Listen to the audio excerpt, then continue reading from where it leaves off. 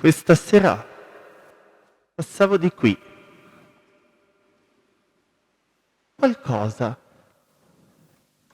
Qualcuno mi ha detto di entrare. Che buio qui dentro. Non importa se intorno a te è buio, è importante che dentro di te non ci sia il buio. Sì, belle parole. Ma non è stato un periodo facile, soprattutto dopo quello che abbiamo passato. Certo, ti comprendo, ma vorrei aiutarti a vedere un po' più in là. In fondo sei entrato in una chiesa. Qui siamo esperti in profezia. O almeno ci proviamo. Come fai a chiedermi di vedere un po' più in là quando c'è un buio pesto qui dentro? E poi profezia. Cosa vuol dire questa parola? Cosa intendi dire? Intendo dire di non fermarsi a ciò che non va, a cogliere la sfida del presente, perché è sempre carico di futuro. Va bene, va bene. Dal silenzio capisco che non ti è chiaro. Dai, hai capito? Come il semino sottoterra. Dai, sappiamo tutti che a primavera germoglierà. Certo, se sapremo dargli tempo e cura. Però se tu vuoi sempre vedere piante verdi e già alte, non ti accorgi delle meraviglie, dell'erba tenera, dei germogli, dei piccoli fiori. Non ti godi l'attesa? Ti trovo poetica questa sera. Sì, parlare di futuro mi piace, mi è sempre piaciuto. Il presente è un po' stretto, un po' pesante. Il passato poi lasciamo perdere, l'anno che abbiamo appena trascorso e quello prima. Io credo che se ci pensi bene, ci sono state cose belle anche in questi ultimi 2 anni. E poi ci sono le cose che abbiamo capito e quelle sicuramente prima o poi daranno frutto. Beh, qualcosa sì, l'ho capito, dai. Ho capito l'importanza delle altre persone, dello stare insieme agli altri. Prima lo davo per scontato. Sì, pensavo che fare qualcosa da solo sarebbe stato più facile, senza star lì tanto a combattere. Però anche tutti quegli schermi, vedersi attraverso un computer, un cellulare, vuoi mettere, incontrarsi di persona davanti a una tazza di caffè, scambiarsi idee, anche per se c'è un problema o se qualcuno è malato. Sì, lo scambio tra le persone è molto importante. E ho capito che ognuno di noi è prezioso, ognuno a modo suo. Ognuno è prezioso perché è speciale nella sua singolarità. Vedi, i luoghi come questi sono grandi proprio perché possiamo ritrovarci in tanti. In fondo questa è la casa di Dio e Lui è uno che se ne intende. Pensa che nella prima pagina della Bibbia è scritta una frase bellissima. Non è bene che l'uomo sia solo. Sì, da soli ci si perde talvolta. Però qui, anche se è grande, non c'è nessuno. Ma no che non sei solo. Tu ancora non le vedi, ma qui intorno a noi ci sono tante persone che si prendono cura di semini, di piantine. Sono persone piene di futuro. Sono persone che si mettono insieme. È quello che i cristiani chiamano Chiesa, che è, come dire, essere un tutti noi in Lui. Non senti qualcosa che ci unisce, che ci lega, che ci dà forza? Sento, sento una forza nelle parole che dici, una forza che ti ispira. Questa forza è lo Spirito Santo. È un dono grande. È ciò che ci unisce tra di noi. È qualcosa che scalda il cuore quando è un po' freddino. È qualcosa che ti dà sollievo nello sconforto, nella difficoltà. E poi è eterno. Ti sostiene nel presente, ti fa parlare al futuro e ti fa fare memoria del passato, perché ti fa sempre vedere il bene che c'è. E così ci aiuta anche nello stare insieme.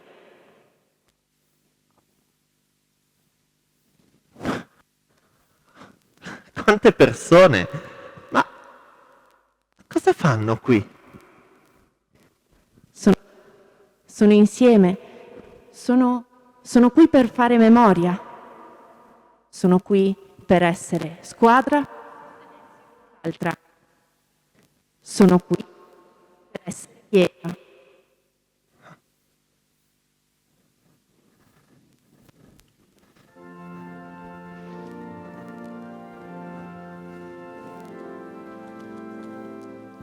Vieni Spirito d'amore, riempi il cuore della Chiesa, il cuore della Chiesa.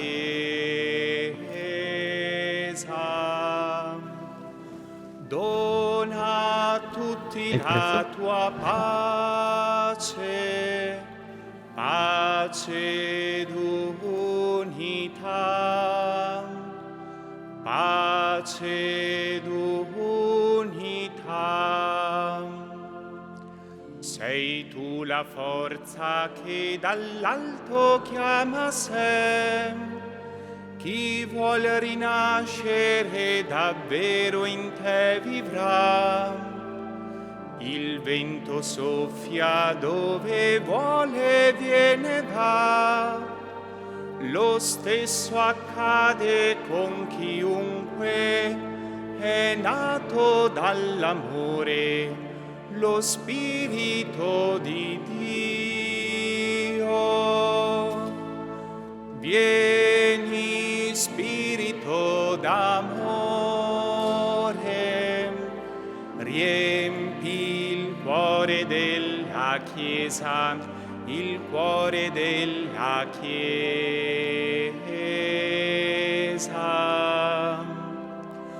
Dona a tutti la tua pace, pace ed unità, pace ed unità. Sei tu la forza che dall'alto chiama sé, chi cerca Dio in te già Padre pregherà. Forza, coraggio, profezia e carità sono possibili davvero.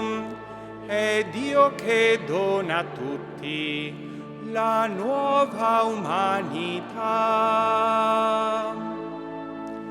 Vieni Spirito d'amore, riempi il cuore della Chiesa, il cuore della Chiesa.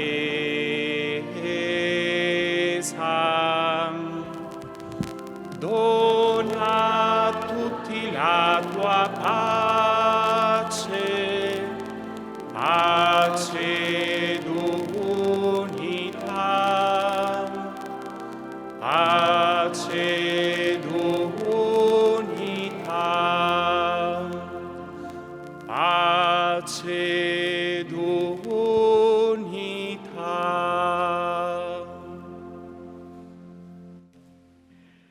Nel nome del Padre e del Figlio e dello Spirito Santo. La pace sia con voi. Care catechiste e catechisti, ci siamo radunati insieme all'inizio di questo nuovo anno per accogliere cogliere la benedizione del Signore sul nostro servizio e sui nostri ragazzi. Questa è la casa di Dio, dove non siamo mai soli, ma sempre un insieme radunato nel suo nome. Diamo voce al nostro cuore e a quello che ci abita in questo tempo in sintonia con le parole dei Salmi. I salmi proposti si introducono bene nel primo momento di questa veglia, insieme per fare memoria di quello che abbiamo vissuto recentemente. Sono due salmi diversi, uno di supplica e uno di ringraziamento, ma noi li pregheremo come se fossero un tutt'uno, perché così è la vita, dove le cose si mischiano. Li pregheremo a due cori, inizia la parte della cattedrale da parte dell'ambone, risponde l'altra. Con la mia voce grido al Signore, con la mia voce supplico il Signore. Davanti a Lui sfogo il mio lamento, davanti a Lui espongo la mia angoscia, mentre il mio spirito viene meno. Io grido a te, Signore, dico, sei tu il mio rifugio, sei tu la mia eredità nella terra dei viventi. Ascolta la mia supplica, perché sono così misero. Fa uscire dal carcere la mia vita, perché io renda grazie al tuo nome. I giusti mi faranno corona, quando tu mi avrai colmato di beni. Ti rendo grazie, Signore, con tutto il cuore. Hai ascoltato le parole della mia bocca. Rendo grazie al tuo nome per il tuo amore e la tua fedeltà. Hai reso la tua promessa più grande del tuo nome. Nel giorno in cui ti ho invocato, mi hai risposto, hai accresciuto in me la forza. Ti renderanno grazie, Signore, tutti i re della terra, quando ascolteranno le parole della tua bocca. Se cammino in mezzo al pericolo, tu mi ridoni vita. Il Signore farà tutto per me. Signore, il tuo amore è per sempre. Non abbandonare l'opera delle tue insieme. Gloria al Padre e al Figlio e allo Spirito Santo, come era nel principio, ora e sempre, nei secoli dei secoli. Amen.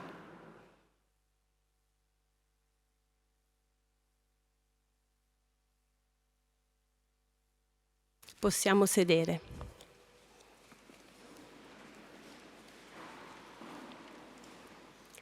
Il tempo che abbiamo vissuto, che stiamo vivendo, non è certo un tempo facile. Lo diceva anche quel ragazzo che prima è entrato in chiesa al buio, come chiamato da qualcuno. E chi può dargli torto?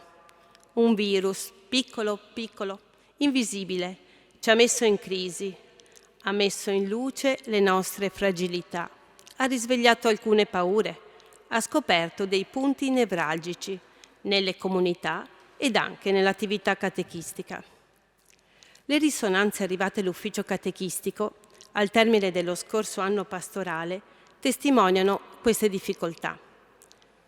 Qualcuno sottolinea che sono mancati i contatti tra catechisti, tra ragazzi e tra i catechisti, i ragazzi e le loro famiglie. Il senso di appartenenza alla comunità ne ha sofferto molto. Qualcun altro scrive che sembra che si sia accentuata l'idea di farsi un Dio per conto proprio e che la comunità non esista quasi più. Molti catechisti hanno vissuto la paura di esporre bambini e ragazzi al contagio e hanno dovuto a malincuore eliminare o limitare le attività consuete. Altri si sono trovati un po' impreparati dal punto di vista tecnologico, ma poi il digitale si è rivelato di aiuto per molti. Il Signore non ci ha lasciato al buio. Infatti, le testimonianze dei catechisti fanno anche emergere spiragli di luce che hanno già illuminato la strada, indicato la via, riacceso entusiasmo e speranze. Abbiamo riassunto in breve le memorie di noi catechisti, ma i ragazzi, ci domandiamo, come hanno vissuto questo periodo? E questa sera vogliamo ascoltare la loro voce e lo facciamo attraverso le parole di Luca e di Lucia.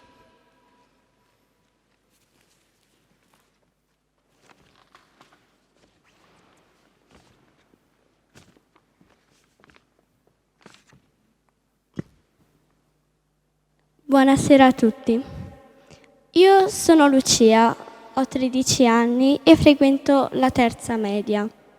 Faccio parte della parrocchia di Collo Umberto e farò la cresima il 27 febbraio del prossimo anno. Io sono Luca, ho anch'io 13 anni, frequento Collo Umberto e farò anch'io la cresima il 27 febbraio del prossimo anno. Gli ultimi 2 anni sono stati complicati, ma siamo riusciti lo stesso a fare catechismo, grazie a tutti voi. Il catechismo per noi è molto importante. È un motivo per vedere i nostri coetanei fuori da scuola, per capire il Vangelo e per scoprire le giuste vie per la nostra vita. Ma è anche un motivo per riuscire a parlare del Signore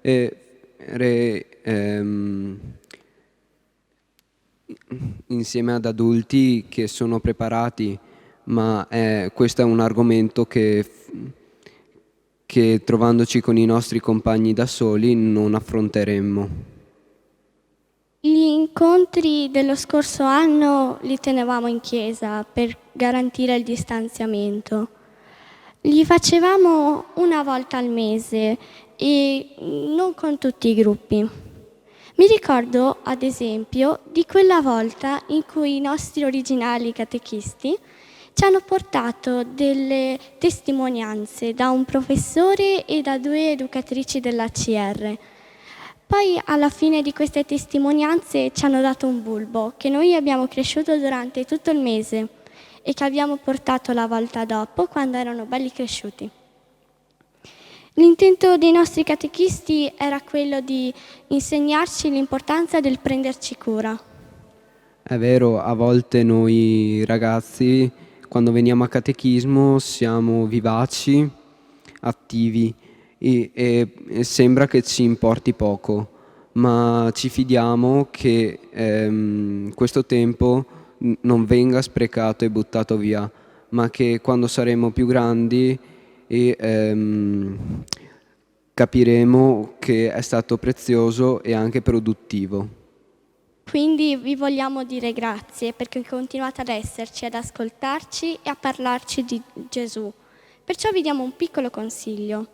Parlateci di Lui partendo dalle vostre esperienze e non da ciò che è scritto nei libri. Lo preferiamo. E non abbiate paura di affrontare i ragazzi che sono attivi e che potrebbero disturbare questo momento. E un altro consiglio che possiamo darvi per ottenere la nostra attenzione è di uscire un po' dal solito catechismo e di usare mezzi come video, canzoni e giochi. Grazie mille per la vostra pazienza e accoglienza, per il tempo che ci dedicate durante tutto il catechismo. Grazie per averci ascoltato questa sera e so che lo farete anche durante il catechismo. Ciao. Buona serata.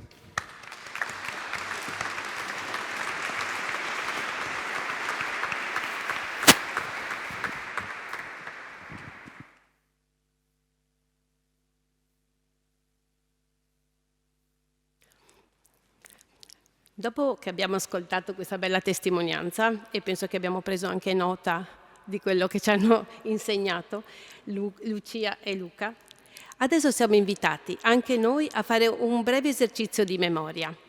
Allora, nel libretto troviamo un bigliettino colorato sul quale scrivere da un lato il ricordo di un momento duro, faticoso dello scorso anno, dall'altro quello di un momento bello, luminoso, di gioia, un momento in cui il Signore ci è venuto incontro. Sarà così, un po' come continuare la preghiera dei Salmi che abbiamo fatto insieme poco fa. Allora, sul posto abbiamo trovato anche un pennarello, quindi possiamo usare il pennarello oppure se abbiamo una nostra penna, come vi è comodo. Al termine pieghiamo i foglietti, alcune catechiste sono già incaricate, passeranno con delle reti, le reti che raccolgono i nostri pensieri e li porteranno all'altare. Luci e ombre saranno così offerti al Signore, perché solo in Lui tutto prende senso e vita.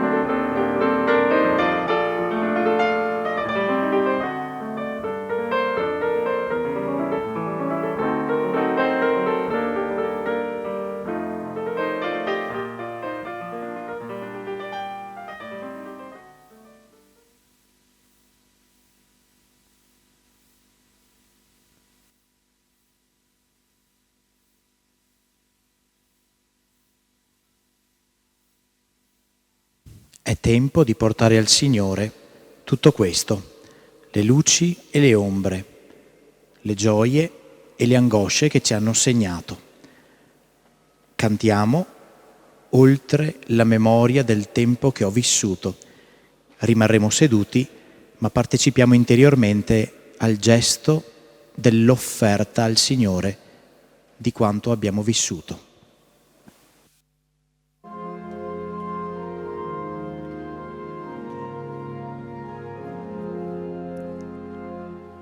Oltre la memoria del tempo che ho vissuto, oltre la speranza che serve al mio domani, oltre il desiderio di vivere il presente, anch'io confesso ho chiesto che cosa è verità.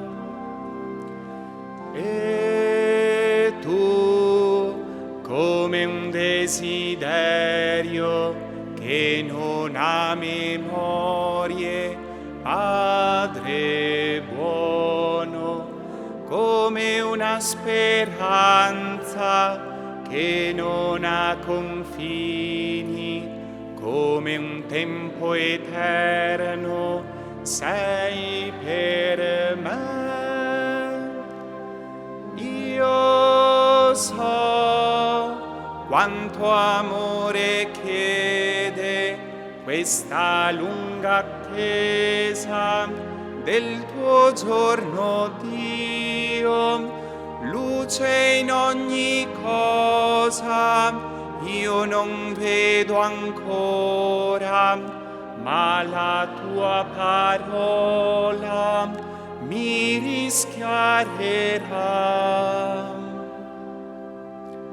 Chiedo alla mia mente coraggio di cercare, chiedo alle mie mani la forza di donare, chiedo al cuore incerto passione per la vita e chiedo a te, fratello, di credere con me.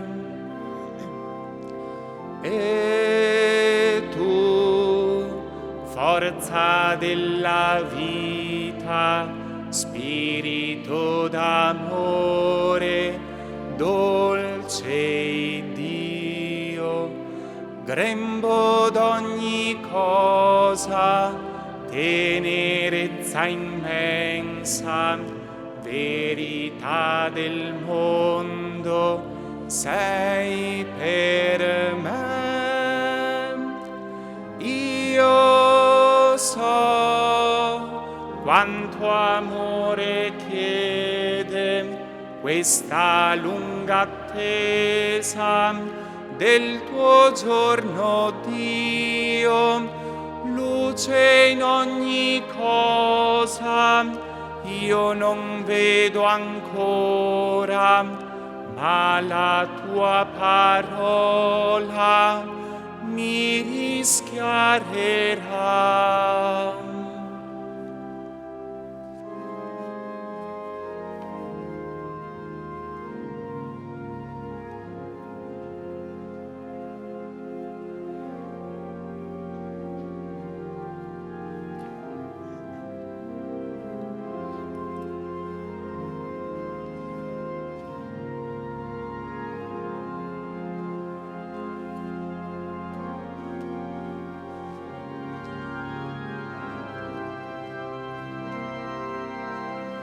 E tu, forza della vita, spirito d'amore, dolce Dio, grembo d'ogni cosa, tenerezza immensa, verità del mondo, sei per me.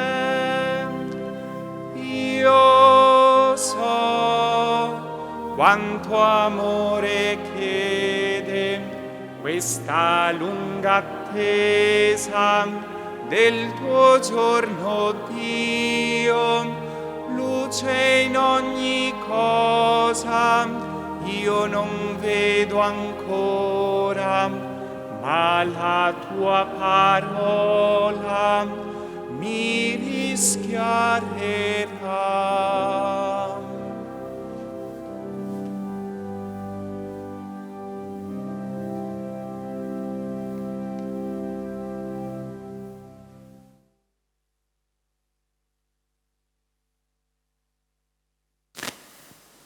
Entriamo nel secondo momento della nostra veglia, insieme per fare corpo.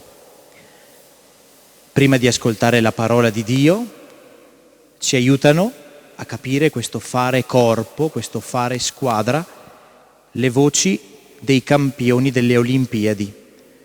Torniamo quindi in un certo senso a quanto vissuto a Tokyo poche settimane fa e ci facciamo contagiare dal loro entusiasmo.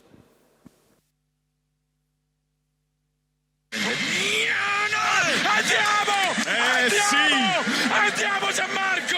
Siamo sulla Luna! Oro, oro! No ragazzi, io non ci posso credere davvero, ho sognato questo giorno per così tanto tempo, sono passato attraverso qualsiasi tipo di difficoltà pur di tornare, pur di farcela, di riuscirci. È un sogno che ho dentro da così tanti anni e l'abbiamo realizzato. Dico io, ma in realtà lo abbiamo realizzato, io con le persone, con il mio team sanitario, con tutti, Andrea Battisti, Andrea Benvenuti, Fabrizio Borra, Francesco Rioi, Luciano Sabatini, con papà, con Chiara che è stata a fianco, ha messo la sua vita, ha messo i miei obiettivi davanti alla sua vita, tutti i miei amici, ogni singola persona. Ragazzi, grazie, ce l'abbiamo fatta, abbiamo vinto le Olimpiadi, dopo aver passato un infortunio terribile. Io non ci posso credere, sono stati anni difficilissimi e finalmente posso dire che ne è valsa la pena. E non ti sei mai perso d'animo, hai sempre ricominciato. È il giorno dei giorni, il giorno sognato, hai portato dietro anche il gesso. Ho portato il gesso in pedana, non l'ho mai buttato, perché questo per me significa tutto, significa il giorno in cui ho deciso di provarci. Il giorno dopo l'infortunio ho passato una settimana nel letto a piangere e pensare che tutto era finito, tutti i sogni per cui avevo lottato, tutto il lavoro fatto. Poi un giorno ho deciso di riprovarci, mi ricordo ancora, ero in ospedale e mi sono fatto scrivere da Chiara Road to Tokyo 2020. Da quel giorno ho detto proviamoci, perché se succederà sarà un qualcosa di incredibile. Fantastico, grazie a Gianmarco, poi ce la porterai a vedere questa medaglia d'oro. Congratulations. Batti anche la Ciao Franco, ciao a tutti ragazzi, ciao mamma, ciao amore, ciao a tutti, ciao amici. Grazie mille. Grazie a te, grazie.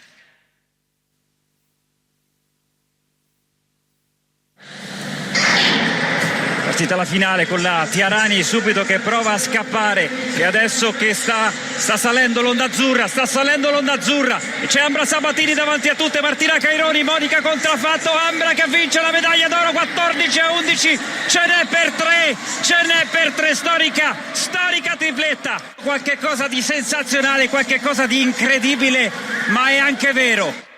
Ambra Sabatini, Monica Contrafatto e Martina Caironi. Vi siete ispirate a vicenda, comunque forse è questo che vi ha unito tanto anche in questa serata straordinaria per l'Italia qui a Tokyo. Chi risponde? Vabbè, io mi sono ispirata dopo l'attentato, mi sono ispirata a lei. Lei si è ispirata non lo so, è stata la prima a cominciare. È la nostra mentore. Sì, ma poi dove va la mentore se non c'ha nessun altro con cui concorrere? Poi si è creato un bello spirito. Siamo felicissime di essere qua, di aver fatto questo podio, preparatevi perché lì sarà qualcosa di sensazionale e veramente io faccio complimenti a tutte e due. Siamo state forti, io vi dico, visto che loro stanno stanno facendo le facce parlo. E che non sappiamo cosa dire, cioè. Ma perché lei è la persona più razionale di noi due, no? Io sono istintiva, quindi. Lei è la mente, lei è la velocità, io sono la stupidaggine. È vero. Ognuno ha la sua caratteristica. E siamo arrivati fin qua. La prova finale è stata la pioggia. Ragazzi, non potete capire. È vero. Momenti di gloria. Adesso lo possiamo dire, momenti di gloria. Beh, pure alta voce direi. No, è stato fantastico, cioè vincere è bellissimo, però con un podio a 3 era proprio quello che sognavamo.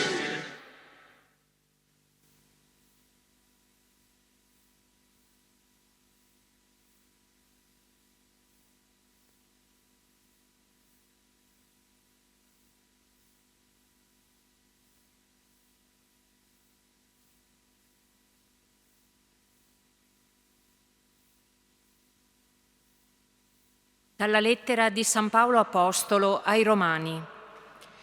Per la grazia che mi è stata data, io dico a ciascuno di voi, non valutatevi più di quanto conviene, ma valutatevi in modo saggio e giusto, ciascuno secondo la misura di fede che Dio gli ha dato, poiché, come in un solo corpo abbiamo molte membra, e queste membra non hanno tutte la medesima funzione, così anche noi, pur essendo molti, siamo un solo corpo in Cristo e ciascuno per la sua parte siamo membra gli uni degli altri. Abbiamo doni diversi secondo la grazia data a ciascuno di noi.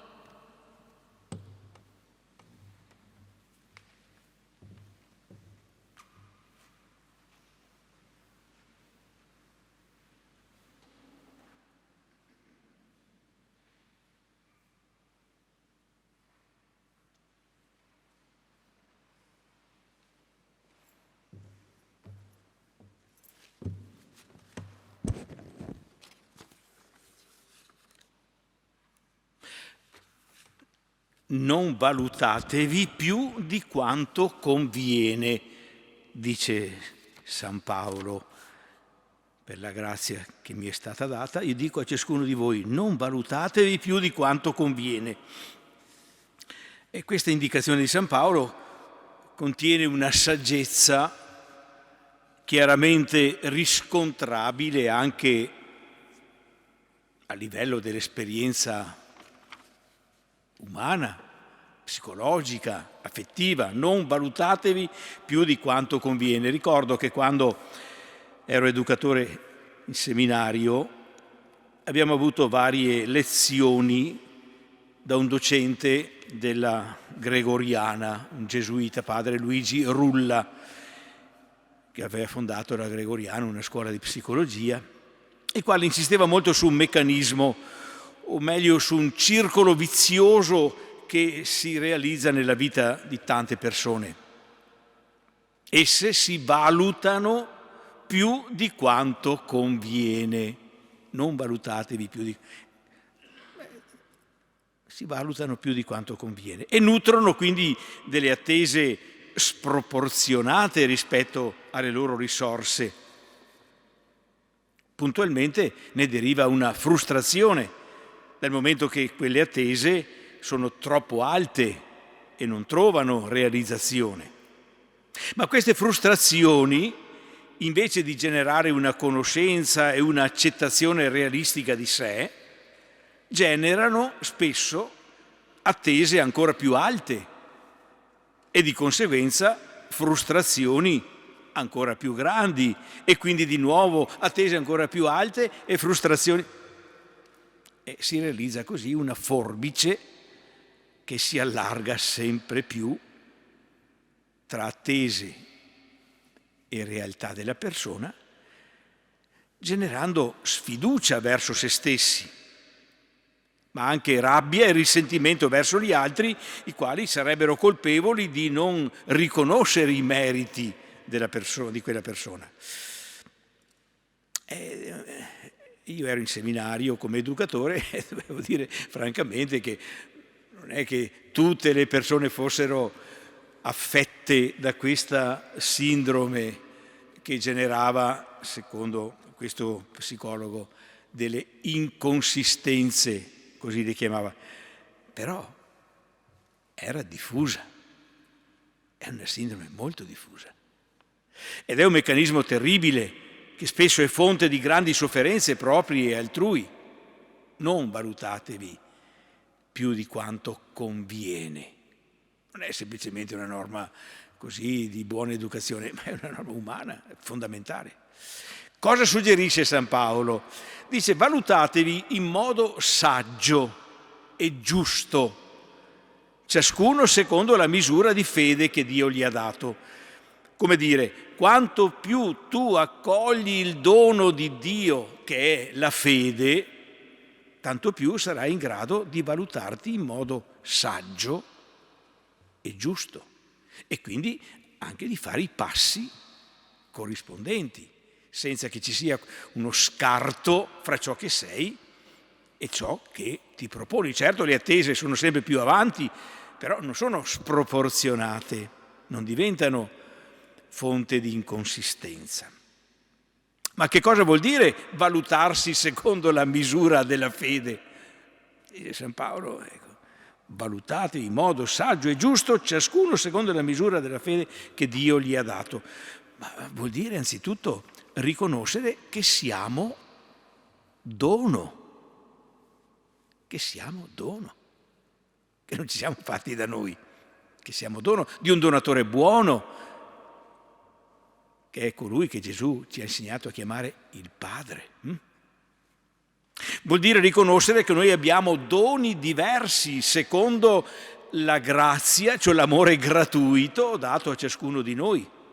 Nessuno di noi si è fatto totalmente da sé, anche se a volte noi dimentichiamo i debiti che abbiamo con il Signore e con tante persone attorno a noi. Nessuno di noi si è fatto totalmente da sé. Siamo radicalmente dono di Dio e degli altri. Valutarsi secondo la misura della fede vuol dire perciò riconoscere anche che noi siamo corpo, non siamo membri isolati, siamo corpo, membra gli uni degli altri. Riconoscere che siamo frutto di una relazione e fatti per la relazione. Le testimonianze di questi atleti, quando Don Fabio mi ha parlato, io ho detto: ma Tamberi saltava da solo. Sì, però lui ha letto questa sua vittoria come frutto degli altri, di una realtà di relazione, ed è giusto. Ed è vero, siamo fatti per la relazione, quella con Dio, donatore buono e padre fedele, quella con le altre persone, accolte con gratitudine, con riconoscenza, e non con ostilità, estraneità o risentimento, come fratelli e sorelle. Ecco, vedete, cari catechisti, la catechesi, alla fin fine, dovrebbe aiutare bambini e ragazzi ad accogliere una misura buona di fede per valutare se stessi in modo saggio e giusto. La catechesi dovrebbe aiutare questo, non è un insieme di nozioni. La catechesi dovrebbe aiutare a propiziare una relazione secondo la misura della fede che abitui le persone a valutarsi in modo saggio e giusto. Dio ama la tua vita, sempre. Ha posto in te il suo amore e i suoi doni secondo il suo amore gratuito, la grazia, amore gratuito. Ha dato la sua vita per te in Cristo Gesù, quindi ha fiducia in te. Anche se devi conoscerti realisticamente, senza avere false e sproporzionate idee, ma ha fiducia in te, con tutti i tuoi limiti. Coraggio! Non perdere mai la fiducia e la speranza anche nei momenti di difficoltà. Egli ti vuol bene, ti è vicino, ti perdona, ti rimette in piedi, non si stanca mai di te. Questo è il cherigma, sapete. Quando San Paolo, Papa Francesco dice annunciamo l'essenziale, il cherigma è questo. Certo, per dire queste parole e questi messaggi ai bambini e ai ragazzi, e a volte, come capita, anche ai loro genitori, occorre che le sentiamo anzitutto rivolte a noi, che le sperimentiamo vere per noi. Il primo consiglio che ha dato quella ragazzina è stato: vi chiediamo che ci parliate della vostra esperienza di Gesù, non solo di Gesù in astratto, della vostra esperienza di Gesù. D'altra parte, se ci pensiamo, sono proprio queste parole, o meglio le esperienze che si esprimono con queste parole, che ci danno fiducia, che continuano a sostenerci nonostante le fatiche, nonostante le frustrazioni che a volte avvertiamo, che ci rimettono in cammino quando magari abbiamo voglia di lasciar perdere. E questo, mica il desiderio di gloria. Sono queste esperienze che ci sostengono. Sono parole di Vangelo e di verità, parole di vita, perché danno senso, luce, gioia, pace alla nostra vita. Ecco allora che acquistano tutto il loro senso i 3 passaggi di questa: fare memoria di queste parole e dell'esperienza che esse trasmettono, dell'esperienza dei doni del Signore, che abbiamo pur fatto, altrimenti cosa andiamo a raccontare agli altri? Far memoria. Far corpo con Lui e fra di noi, sentirci veramente corpo anche fra di noi, sostenendoci a vicenda. Fare strada, cioè riprendere il cammino ogni giorno, in modo particolare all'inizio di un nuovo anno pastorale. E proprio questo fare strada potrebbe suggerirci anche un gesto concreto, un pellegrinaggio fatto insieme, voi catechiste e catechisti. Con Don Fabio si parlava di questa idea, di questa proposta da collocare verso magari i primi giorni di aprile. È tutta da pensare, certo, però potrebbe essere un gesto che dice tante cose: il camminare insieme verso una meta, sostenuti da una motivazione, sostenuti da altri testimoni che sono le altre catechiste con cui facciamo strada insieme, e può esprimere visivamente e concretamente quel camminare insieme che ci siamo presi come programma di quest'anno. Concludo ringraziandovi, care catechiste, davvero credo che tutta la diocesi, attraverso le mie parole, le parole del Vescovo, ma non sono parole di circostanza, deve a voi un grande atto di riconoscenza, di gratitudine. Fare la catechista oggi è avere un impegno grande, è avere un impegno, un mandato, e per questo sarà dato un mandato, non è semplicemente un mi piace, lo faccio perché ho voglia, no, è molto di più, molto di più. Quindi vi ringrazio della vostra scelta di riprendere. Ecco, fatevi tramite, attraverso la vostra presenza, la vostra testimonianza di un servizio gioioso, nonostante le fatiche, della bellezza, dell'importanza di questo servizio, che alla fin fine poi diventa anche un dono, perché la fede cresce donandola.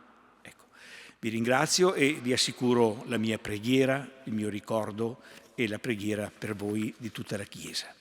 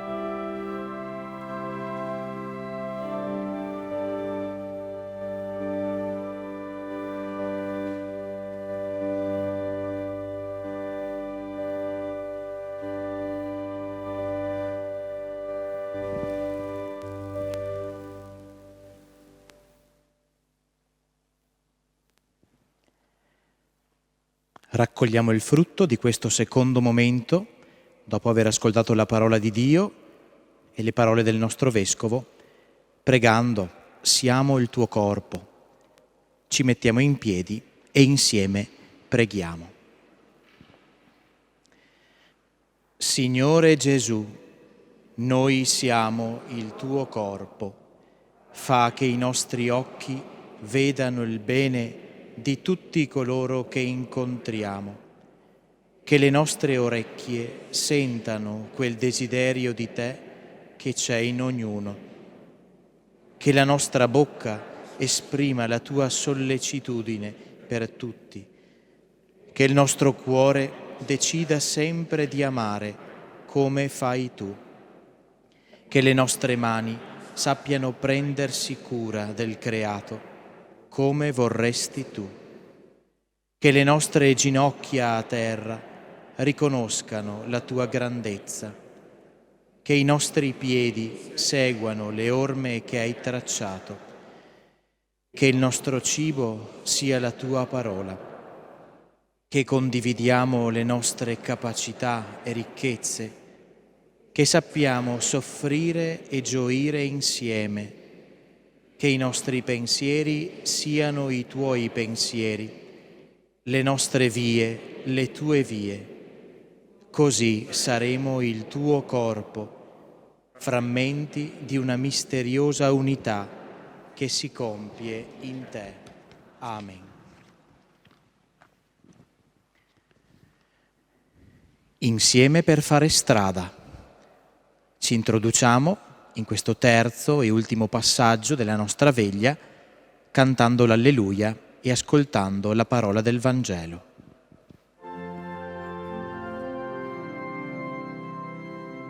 Alleluia, alleluia, alleluia, alleluia, alleluia. Alleluia, alleluia. Passeranno i cieli e passerà la terra, la sua parola non passerà. Alleluia, alleluia. Alleluia, alleluia, alleluia, alleluia, alleluia, alleluia, alleluia.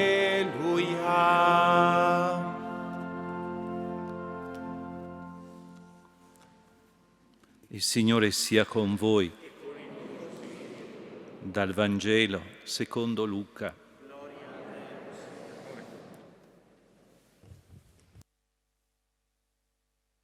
Mentre stavano compiendosi i giorni in cui sarebbe stato elevato in alto, Gesù prese la ferma decisione di mettersi in cammino verso Gerusalemme e mandò messaggeri davanti a sé. Questi si incamminarono e entrarono in un villaggio di Samaritani per preparargli l'ingresso, ma essi non vollero riceverlo, perché era chiaramente in cammino verso Gerusalemme. Quando videro ciò, i discepoli Giacomo e Giovanni dissero: Signore, vuoi che diciamo che scenda un fuoco dal cielo e li consumi? Si voltò e li rimproverò e si misero in cammino verso un altro villaggio. Mentre camminavano per la strada, un tale gli disse: Ti seguirò dovunque tu vada. E Gesù gli rispose: Le volpi hanno le loro tane, gli uccelli del cielo i loro nidi, ma il Figlio dell'uomo non ha dove posare il capo. Parola del Signore.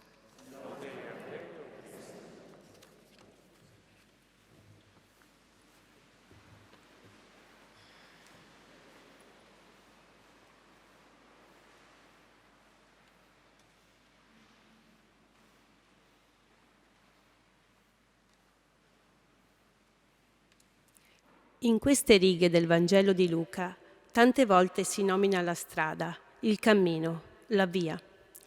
Gesù e i discepoli sono gente che cammina. Fare strada insieme, catechisti e ragazzi, genitori, nonni, sacerdoti, consacrati, è lo stile che Gesù vuole insegnare alla Chiesa di sempre, specialmente oggi. Vogliamo prenderci qualche minuto per augurarci l'un l'altro che il tratto di strada che ci attende in quest'anno possa essere ricco di sorprese sui passi del Signore. Lo facciamo utilizzando il segno che abbiamo trovato sui nostri banchi. È un'agenda per gli appunti, ma quella che abbiamo davanti non sarà la nostra agenda, sarà quella di qualcun altro qui presente, anche se non sappiamo a chi andrà. Allora, siamo invitati quindi ad aprire l'agenda e a scrivere in una pagina che scegliamo una dedica, un augurio per quest'anno. La proposta è quella poi di aggiungere la firma e magari anche la parrocchia di provenienza. Dopo aver rimesso il cordoncino arancione, vi chiediamo poi di riporre l'agenda nel cesto che troverete più vicino a voi. Al termine della veglia, le agende saranno distribuite dal Vescovo come segno. Ciascuno di noi avrà così la dedica di qualcun altro. È un altro modo per dire che possiamo fare strada insieme, anche se non ci conosciamo personalmente, ma guardiamo tutti verso la stessa meta.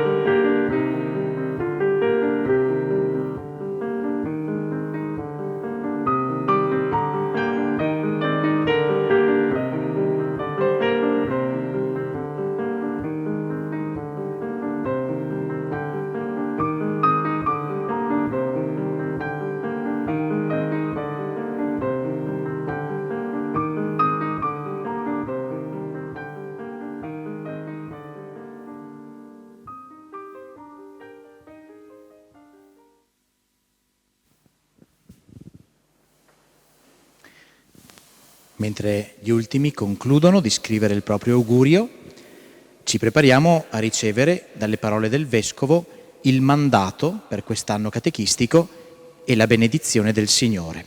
Ci alziamo in piedi.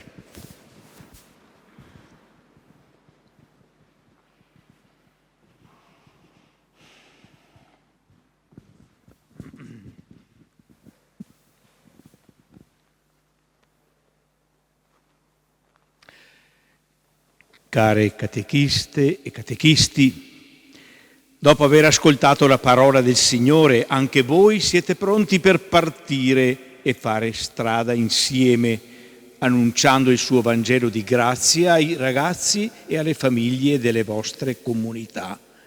Gesù mandò dei messaggeri davanti a sé nei villaggi dove stava per entrare. Egli sia con voi nel vostro viaggio.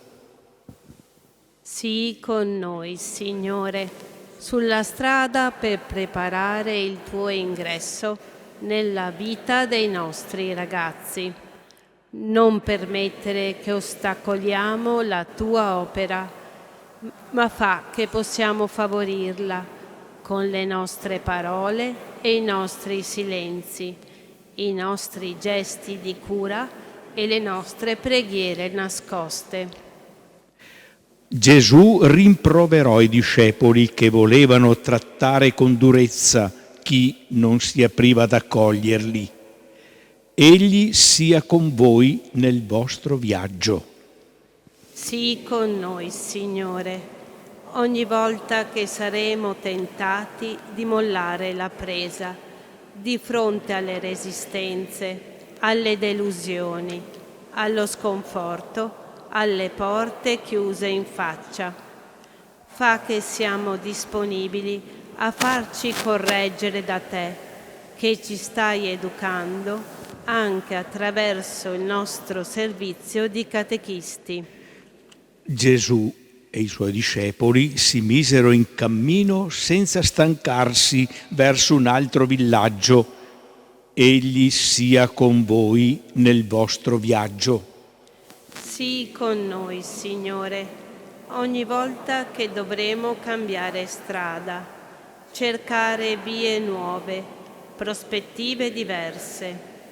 Aiutaci a non rimanere fermi sulle cose di sempre, ma ad aprirci con fiducia alle novità dello Spirito, pronti a modificare i nostri progetti e le nostre scadenze. Ma aiutaci a farlo insieme e mai da soli, insieme a te, insieme nella Chiesa. Ricevete, cari catechisti, questo diario per il viaggio. In esso trovino spazio i vostri appunti, le vostre preghiere, i vostri desideri. Come i primi discepoli, vi invito a mettervi sulla via e a camminare con fiducia.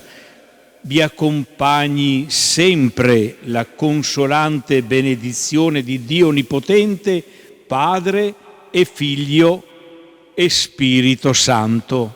Amen.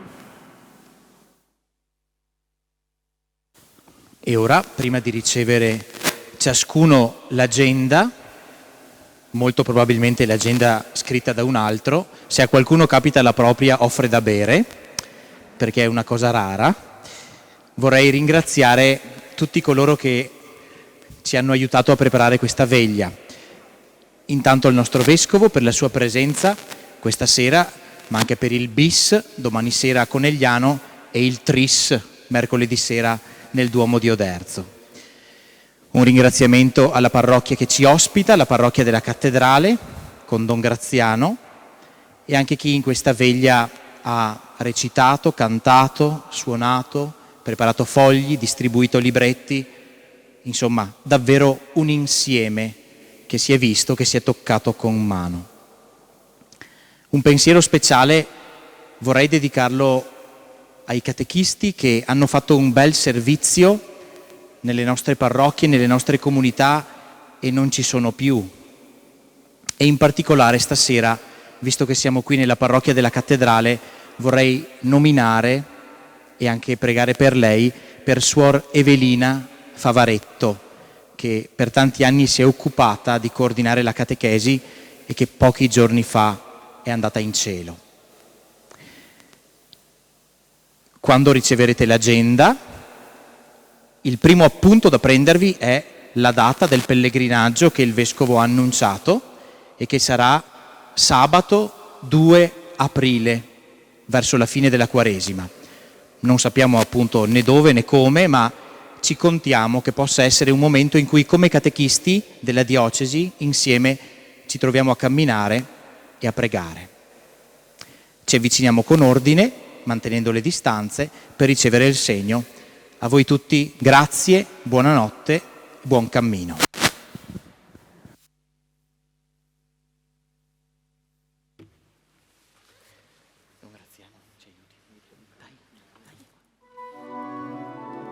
Stai vicino al Vescovo? Stai vicino, Don Graziano? Andate per le strade in tutto il mondo, chiamate i miei amici per fare festa, c'è un posto per ciascuno alla mia mensa. Nel vostro cammino annunciate il Vangelo, dicendo è vicino il regno dei cieli, guarite i malati, mondate i lebbrosi, rendete la vita a chi l'ha perduta. Andate per le strade in tutto il mondo, chiamate i miei amici per far festa, c'è un posto per ciascuno alla mia mensa.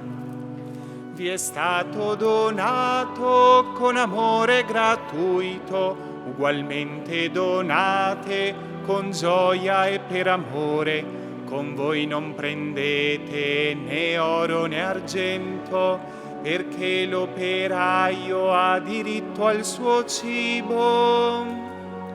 Andate per le strade in tutto il mondo, chiamate i miei amici per far festa, c'è un posto per ciascuno alla mia mensa.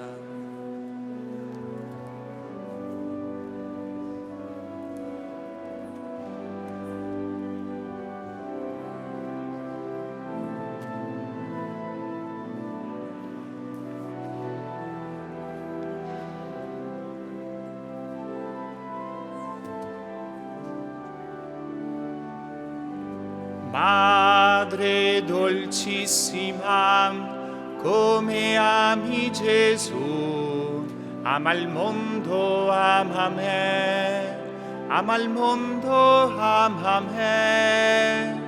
Come accogli lo Spirito, accogli il mondo, le sue attese, accogli me, le mie attese, perché in tutto si compia la volontà del Padre. Fa che nel decidermi per Dio, guardi a te, o Madre, guardi a te, o Madre, guardi agli altri come amico, fratello e padre, come amica sorella e madre. Fa che nel decidermi per Dio, guardi a te, o Madre, guardi a te, o Madre, guardi agli altri come amico, fratello e padre, come amica sorella e madre.